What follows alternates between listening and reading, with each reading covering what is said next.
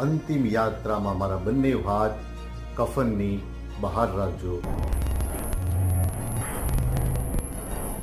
આ કથા વિશ્વવિખ્યાત વિજેતા સિકંદર મહાન એટલે કે એલેક્ઝાન્ડર ધ ગ્રેટ સાથે જોડાયેલી છે.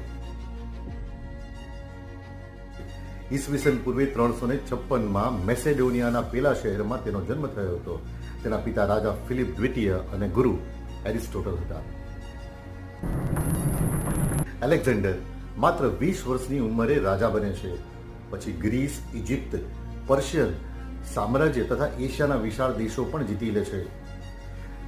તેણે હજારો કિલોમીટર સુધી વિજય યાત્રા કરી અને ભારત સુધી પહોંચે છે.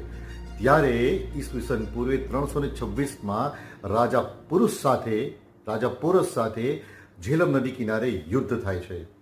પોરસની બહાદુરીથી પ્રભાવિત થઈ સિકંદર તેમને પોતાનું રાજ્ય પાછું આપે છે. પરંતુ ટર્નિંગ પોઈન્ટ અહીંયા આવે છે. યુદ્ધ દરમિયાન તેમને ખૂબ જ ગંભીર ઘા વાગે છે. ઈસવીસન પૂર્વે 323માં માત્ર 32 વર્ષની ઉંમરે બેબીલોનમાં તેમનું અવસાન થાય છે. લોકપ્રિય કથા અનુસાર તેમણે કહ્યું કે મારી અંતિમ યાત્રામાં મારા બંને હાથ કફનની બહાર રાખજો, જેથી દુનિયા જોઈ શકે કે આખી દુનિયા જીતનાર પણ અંતે ખાલી હાથે જ જાય છે.